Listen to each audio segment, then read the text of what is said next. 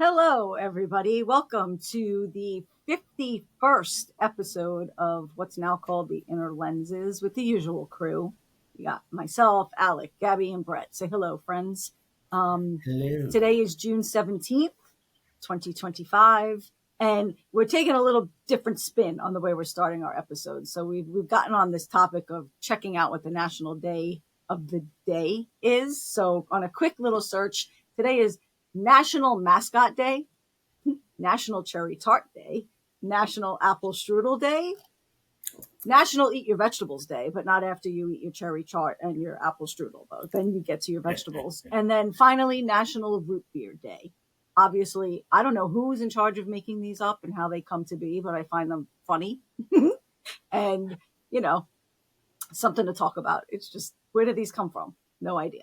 And why do they not have National Root Beer Day on the same day as Black Cow Day? Don't know. Because root beer needs its own day, damn it, to be doing things other than getting mixed with ice cream, obviously. So I ate apple pie today, and apple pie wants to complain that apple strudel gets a day. right. Apple pie's done all the hard work, but the strudel comes along and gets its own damn day. I bet you apple pie has its own day, though. Yeah, there's probably a short crust day as well. But what really makes me concerned about all this is how clearly made up it is and how some of it just, I mean, really, why are we celebrating things like complete your whole sentence day? That was on the 31st. Yeah, I mean, do we, what, what on earth possesses people to just like suddenly create a day? and off I go?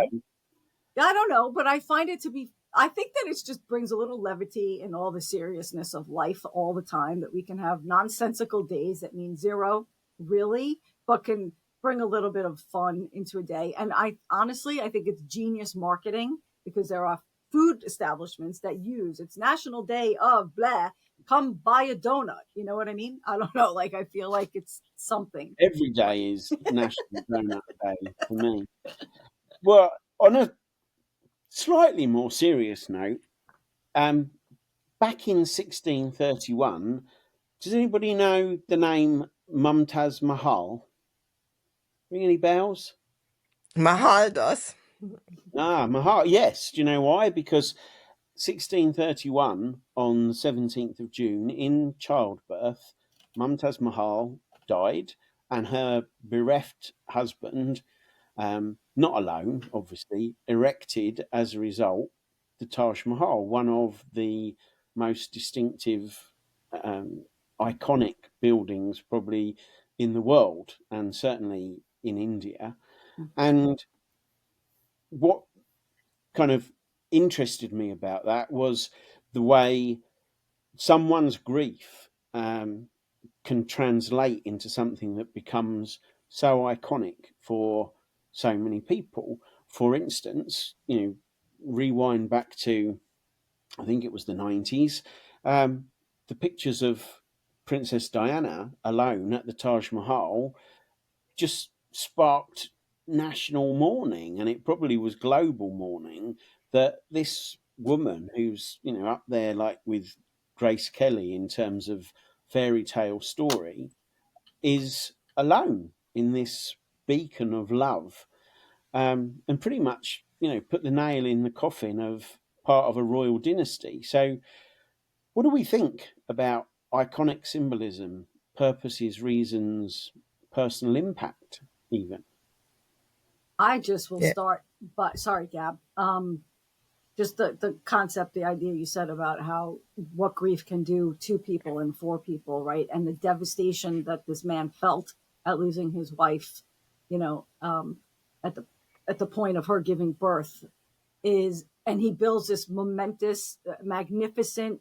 I mean, I've only seen it in pictures, so I can imagine what the majesty of it in person speaks volumes to me about what grief does, right? How loud grief can be, and how some people find different ways to express it and to find meaning in it.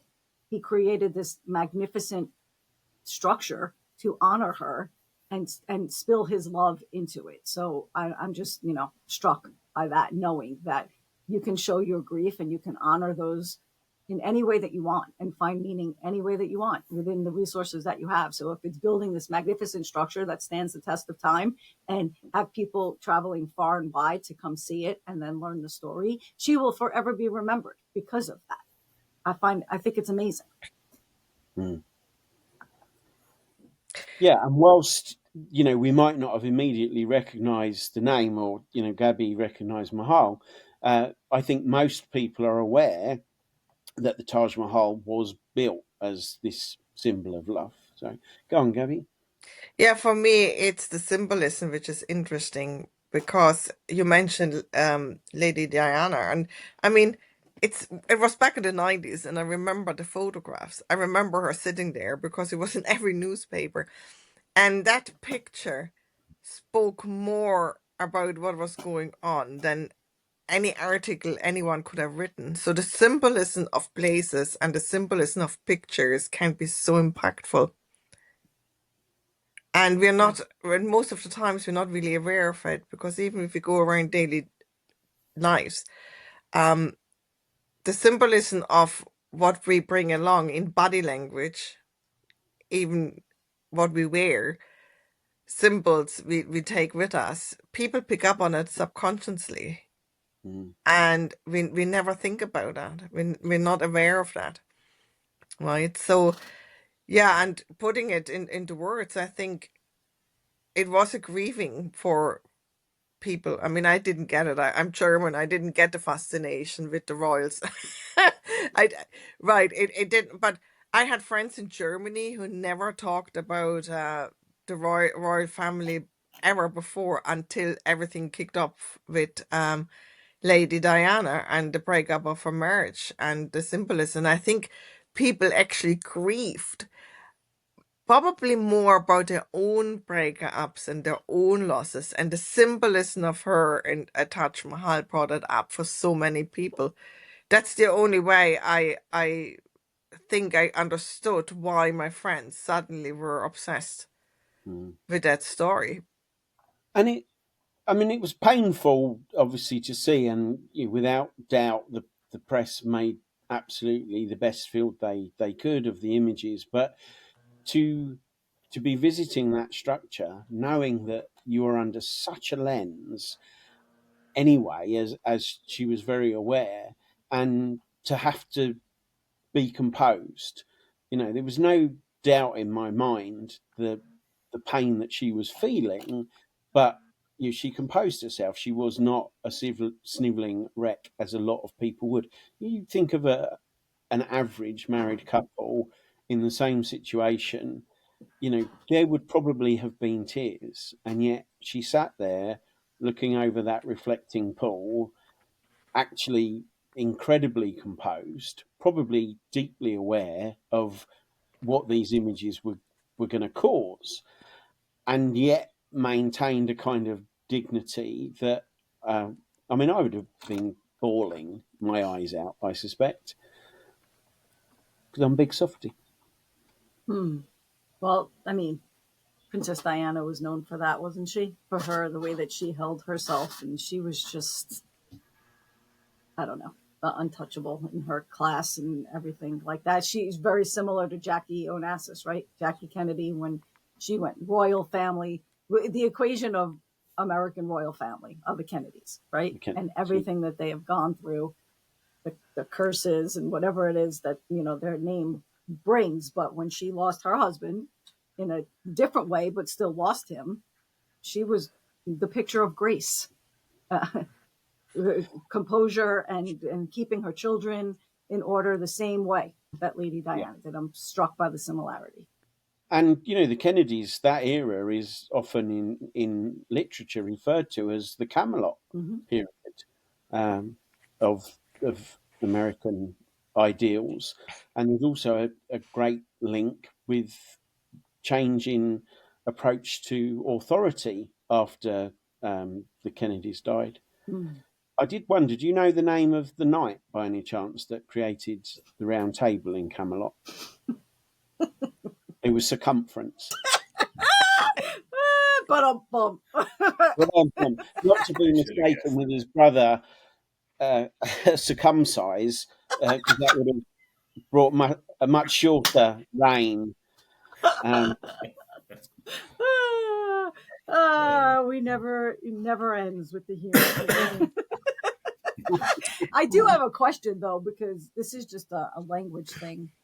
So the Taj Mahal is what we're talking about, right? And I'm lost with what her first name was. What was it again? Mumtaz or something. I apologize. Mumtaz Mahal is the Mahal. surname. Yeah. Okay, so Taj, what does that stand for? Do we know what the TAJ means or stands That for? sounds like a Google question. All right, Who's going to be I quickest on will. their fingers? Hang in there, everybody. We're about to find out what It Taj means in the says hall. Crown Palace. The name Taj Mahal translates to Crown Palace in Persian, Huh. referencing both the structure's design and the emperor's beloved wife, Mumtaz Mahal, who was also known as the crown of the palace. Ah.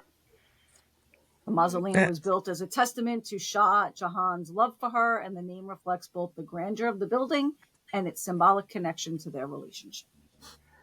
It's interesting to me as well that back in 1631, when we were definitely in a period, probably in the rest of the world, where uh, patriarchy was the norm, that a woman is being celebrated as the crown of the palace. There's something much more compassionate and uh, human to me about that relationship than the female part of any royal dynasty being kept Mm. submissive and in the background. The word Taj itself stands for crown. So Yeah, just means crown. Cool. that's Interesting. interesting. But when we Mm-hmm. go back to symbolism, and because I don't know if you remember, but Kate and Prince William went to India, and they Yeah. actually took a photograph where Diana sat standing in front of the Taj Mahal. Mm-hmm. And I think that was really deliberate, showing, yeah, but we're the new generation, and this future king and queen are rock solid. The love is there. Interesting. There's that was a very deliberate photo after the Mm-hmm. mother being there on her own, Yeah. Yeah. and the symbolism at the time. So very, very but it's interesting. Symbolism, I think, is really something, and images we don't really honor enough. Mm.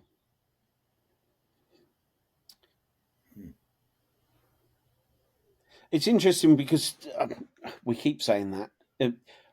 I apologise, subscriber. This may not have been interesting to you, but in the last conversation, Brett was talking about the importance of in the fire department that they have the ceremonial stuff. They'd just recently commemorated Memorial Day, and if there's one thing that the British Crown is known globally for, it is that kind of pomp and ceremony, the Mm-hmm. trooping the colour, the royal guard, and you.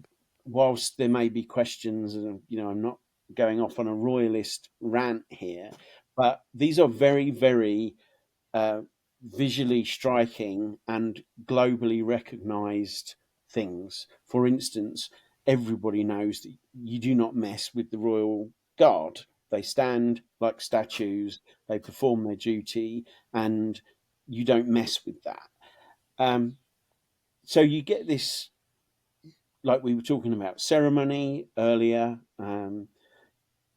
We have the most bizarre ceremonies in the UK. Once a year they count the quit rent, which relates to 61 iron nails, cold steel nails, and a knife and a hammer. And this is done in the City of London, which is very different to London as the capital of England. It's a corporation, in effect, like would have been comparable to the East India Company, for instance. And there is a forge that makes these nails. There is and there's a farm, And both of these things are rented from the crown in return for 61 nails and a hammer and a sharp blade. That is the sum cost. And this is all used in a ceremony under the City of London to keep the fairy out, dating from like 1300 and something. Now, how is a ceremony from, I think it's 1382 or something like that, how is a ceremony regarding a blunt knife and a sharp knife and a bunch of nails and the fairy still taking place under like global banking capital of one of in the world? There's a there's a disbalance in this whole situation, isn't there? I wonder again, is stuff like this as a continuation for so long giving us a sense of security and belonging? Yeah. Like Yeah. what is the like this is really interesting that this still goes on underneath underneath there in the dark outside of everybody's, like, if you don't know, you don't know, right? Like if that's not real public knowledge that this is happening, unless you know the history of it, I would think. So why? Like what keeps this going? What's the symbolism of that? I mean, it's part of the. I don't know if you've ever seen it, but like the Lord Mayor of London. So think Dick Whittington, who went off to London with his pole, with his hanky and his sole belongings and his cat. If Dick Whittington went on to become one of the Lord Mayors of London, there's all sorts of sheriffs and other titles, and it is part of the recognising of these people.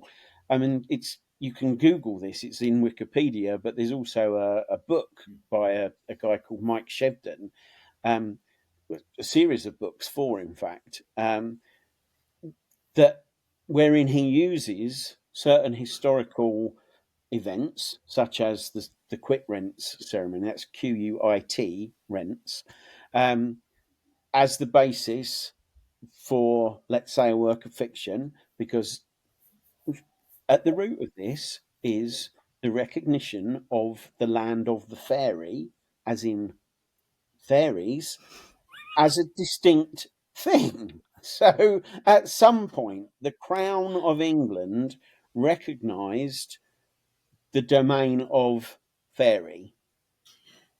So at some point, the Crown of England recognized the land of the fairies, right? Like let's call them the Fae. The Fae people.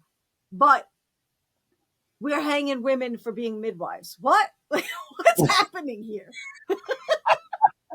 Exactly. What the hell, man? Something's lost. I'm lost in the gap here. Like what? Hence saying that there's a disbalance. Go on, Brett. What'd you say? Saying you're not allowed to see behind the curtain. We're not supposed to be able to see what everything is about. There's something special about, I'd say, like the midwives and what they were able to do, what we call witches, right? There was something extremely great about what they did and what their knowledge was and what was passed down. But for some reason that was taken away. For what reason? I don't know. I guess fear, I guess the churches, and I don't know. There's a part it's about tradition for what we're talking about, and for that it's I don't know, like, who's in charge of all of this? I think it's very simple. I think it's very simple because if you look back in the old days, they had certain beliefs. So they punished whatever they feared, and then they tried to subdue and please whatever they feared and couldn't control. So the Fey world, they couldn't control because for them that was in a different dimension, a different.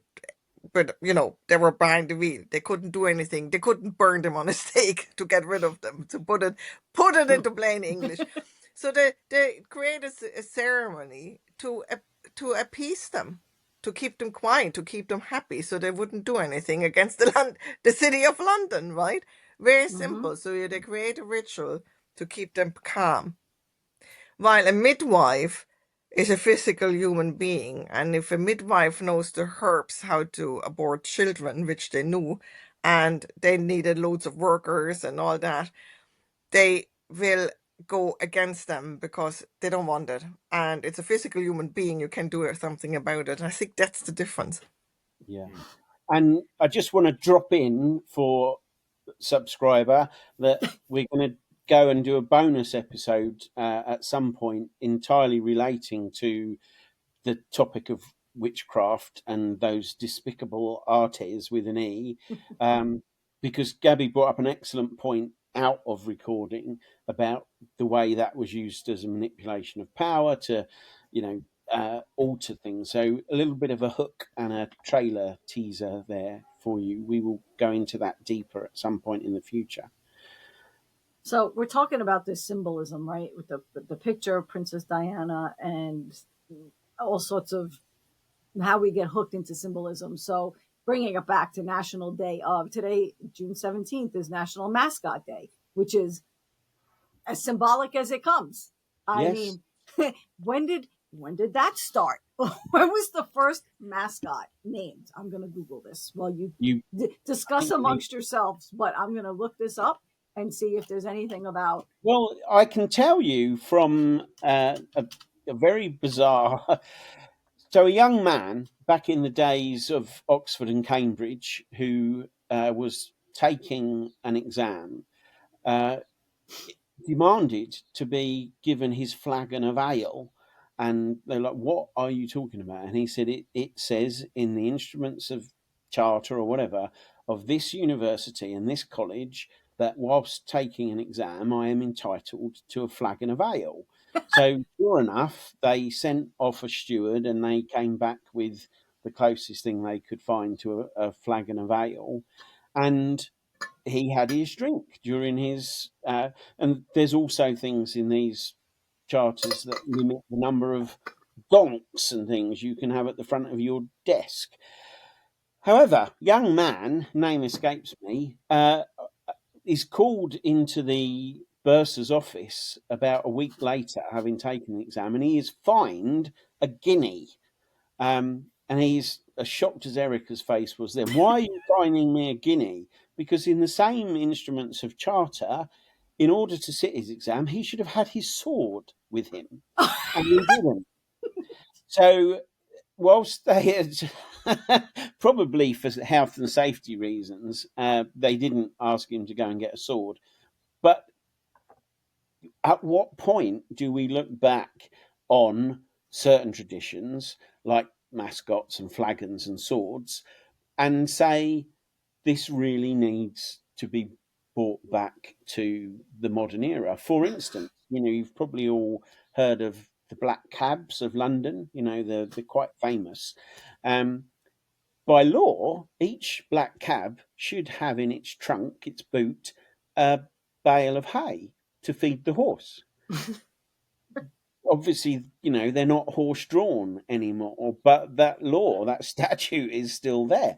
So there must, from a logical point of view, come a point where somebody looks back and says, okay, we can get rid of the horse bale of hay, we can get rid of sitting an exam with a sword. At what point does tradition, for instance, the Quitrents ceremony, that's been going on for so long, 700-800 years now, that it's probably taken on so much more meaning that the logic of, why are we doing this? It's the superstition, do we really want the Fae coming back? Right. Like what happens? It's been working this far. Let's not stop now, because what happens if we do? But I want to know who thought it was a good idea to let somebody take an exam with a sword and also drink ale at the same time. Like, why would you have both of those rules together? Ridiculous. Number two, this makes me feel like there is real evidence to prove that we need to be constantly reevaluating and revisiting things. Just because you do them is not a good enough example, not a good enough reason to continue to do something, right? Like you have to keep reevaluating. For what purpose am I doing this? Does this even make any sense anymore? But what's striking me more is that you have this ceremony that's been going on for 800 years, yet the vast majority of the human public can't stick to a habit for more than 21 days. Like, why can we not follow through for longer than 21 days when we got people doing this shit for 800 years? Are you joking? Like, it can be done. The human spirit is able to continue doing something if it wants to long enough to make it count. That is the thing. I think it's the intent, so we're talking about witches and fairy. So there is magic, but it's magic that comes from an intent and a purpose and a stated desire, and then the application of our will. And that's the bit that I think is missing from your intent. Is after 21 days, I will have broken the habit of it always being National Donut Day. Right. And I don't want that.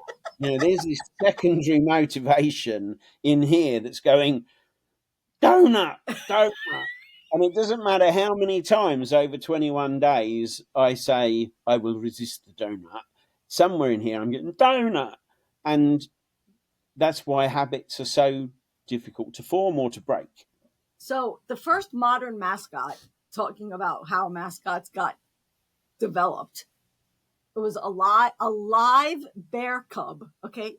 I said live. A live bear cub appeared at a football game between Harvard and Yale in 1894. Another early example is Yale's bulldog, whose name is Handsome Dan. He's got a name. Who made his debut in 1892. The first costumed mascot in sports history is often credited to the San Diego Chicken, who debuted at a San Diego Padres baseball game in 1974. So mascots go back at least as far as 1892, according to this quick Google search. And certainly in the UK, it's not at all uncommon for a military regiment to have a goat or something that will come on parade with them, and it's taken seriously. But think about it, what mascots really are, because we all have our own little mascots. Things we like to have with us because we think they're lucky, whatever. And all it is, I mean, if we all studied neuralistic programming, NLP, and it's an anchor. That's all it is. When the sports team sees the mascot at the side of the field, it's an anchor that they're playing now that are great. There is an anchor. What we got in Scotland from Kane, right? So we all have our mascots. We all have our little things where I think, oh, if I have this thing with me, I will be more lucky, or I will be better.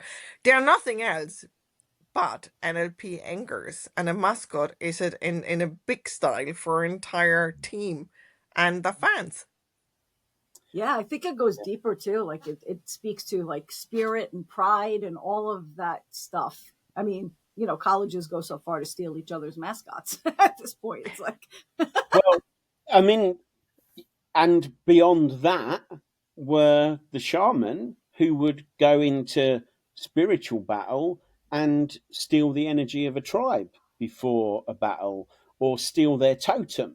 And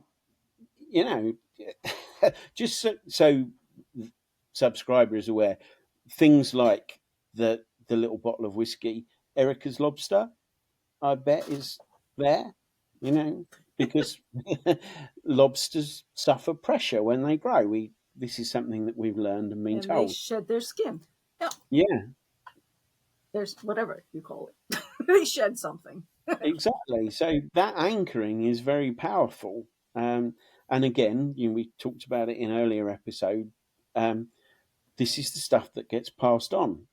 My son knows, I'm an alcoholic. I'm 22 years, 4 months and 7 days sober. And he says, why do you have a double shot of whiskey sat right in your eye line every single day? And he's right, isn't he? What a ridiculous!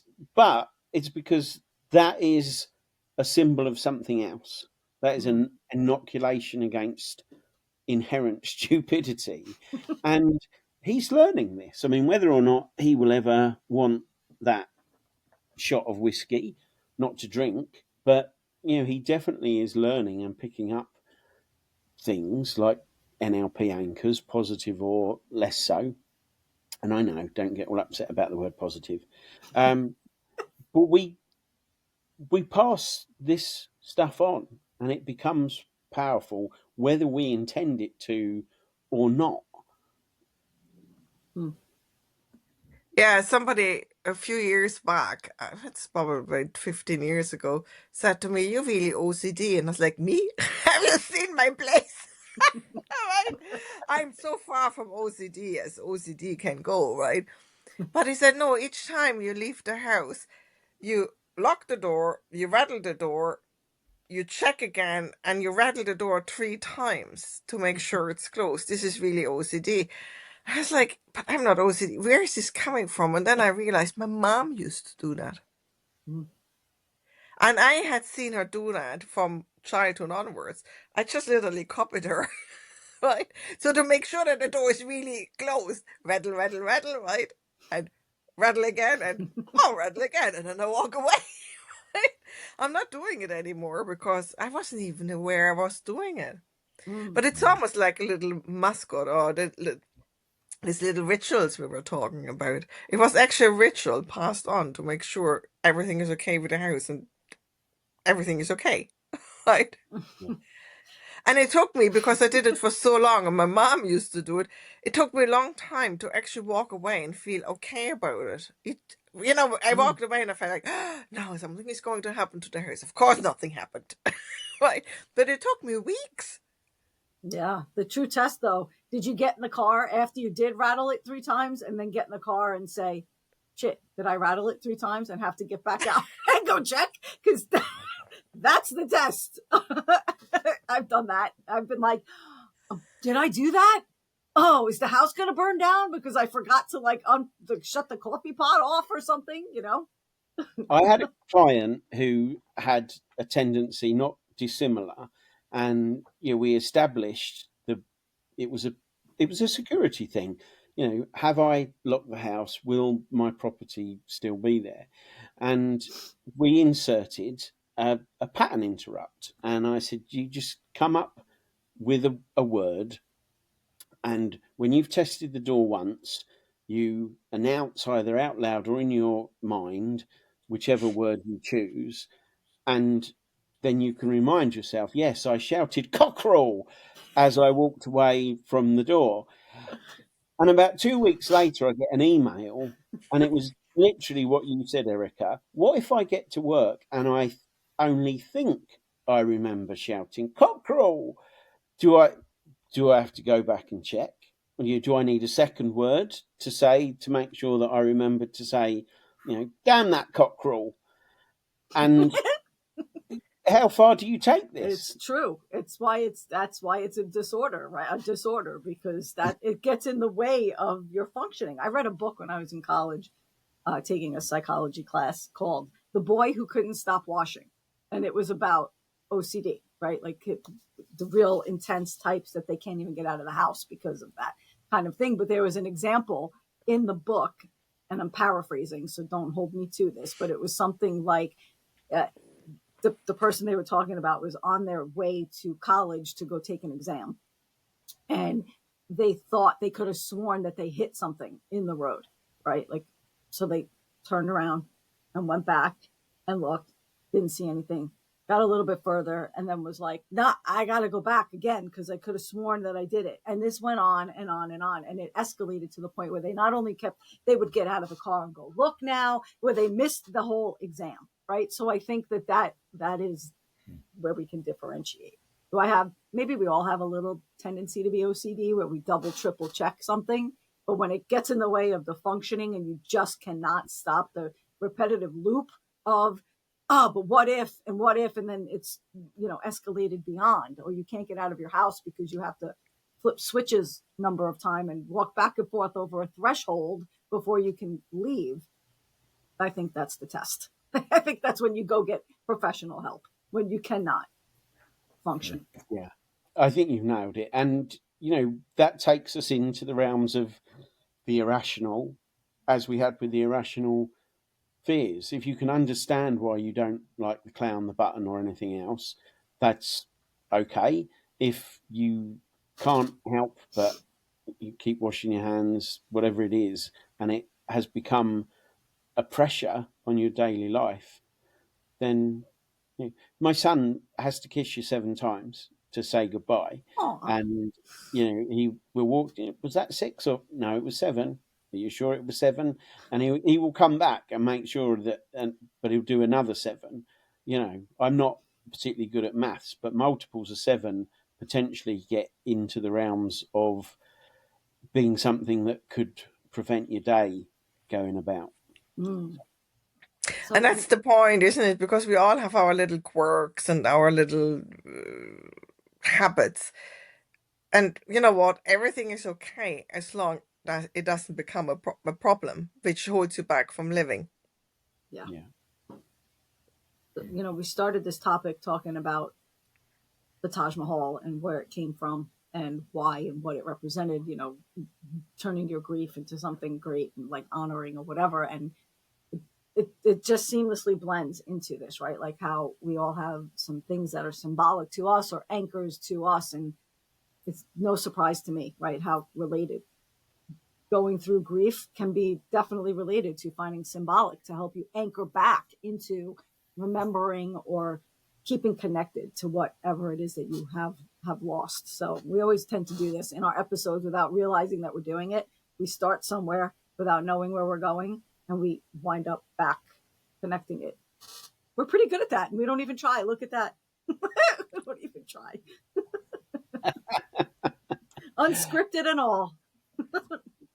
So let's have some closing thoughts then for symbolism, anchors, whatever it is that you're taking from today or want to share with listener. I'll share that anchors, I find them to be important, and I have quite a few of them, like little things that are around that remind me of either experiences or people or whatever, and I find comfort in them. I think that it's a nice way to help bring meaning to our own lives on a personal level. They require no explanation to anybody else about what they mean, unless somebody wants to know. But they can really provide a sense of comfort going forward if it's or just remembering a great experience, right? Something that you can't repeat, but you can remind yourself of what it was like. Yeah. I think for me, I find rituals and little habits really helpful because if they're good habits and they're automated, it makes my life easier because I don't have to sit there all day long and think about on how do I do this next and how do I do this next. Now, if they're healthy habits, it's just simple because I do them, I don't even think about it. And it's like with everything else, as long it adds to our life and it's positive and it helps us to make life easier, anything is good. Yeah. Right? Any little ritual habit, anything is good. It's only always a problem if it's becoming a problem to living our personal life. I think that's my takeaway. Yeah. I think I don't know, like the anchoring. I think is pretty good because you're breaking a pattern, or you can be implementing something or looking for a change. So it's a tool. Um, There's something about that. It's when it becomes too much and it's no longer a tool and it's now hindering the what you were originally starting with. Then therein lies the part where we can look at, or I would look at for myself, like, all right, so that's the real culprit. Is this piece right here? Um, yeah, it's interesting. I have Mm. some anchors and some different things myself, and they don't really get in the way, but they remind me of a feeling or a place or an experience that just makes me smile. Mm. Um, so yeah, I think they're a good thing, and yeah. Notice your anchors. What are your anchors? What do you use them for? I agree. I mean, I think we've spoken about it before, but in Japanese society, when they go into most office buildings, there is an ancient kanji, and most of the workers will bow to it or salute it in some way, and it anchors them into the business of productive day for their company, which over there that's very much like part of the family. And I think it's worth just recognizing that we can create anchors and reinforce them as we can eradicate them. So, even if you become aware that you've got a lobster or some other mascot and you lose it, you don't have to become hung up on this. Oh no, I no longer have my hamster. It can be easily adjusted with a bit of NLP, with a bit of CBT, and people get attached to a lot of things: their homes, their cars, Lord knows what, and you, the power remains with us as autonomous beings to decide where we put that energy, and if it's interrupting with your life, it's interfering with your day to day, as we normally say, but have missed in the last few episodes. All of our details are in the bottom. You can contact any of us and we can talk to you about anchors and how you could maybe create one if you think it would benefit you, especially if it's creating your own Taj Mahal. If you've got something that brings you that level of grief or sadness, that you need to create a ritual around it so that you can remember it and honor it, then do so, and probably talk to Erika about that one. So before we leave, I don't know if it's possible or not, but maybe Alec, you'd be able to tag a picture of Lady Diana sitting at the Taj Mahal, since we referenced it so much for Yeah, our we can drop that in. subscriber or subscribers, whoever Yeah, comes to take a peek. We can put that picture so that you can see what we're speaking about and further research yourself what that meant. I might even put a link to the Quitrents ceremony. Cool. Do that. Quick. Yeah. This way our people can educate themselves more and do, whatever. Cool. That's cool. We will be back for more of something very similar in the not too distant future. Bye, everyone. Thanks, Bye everyone. bye. Bye.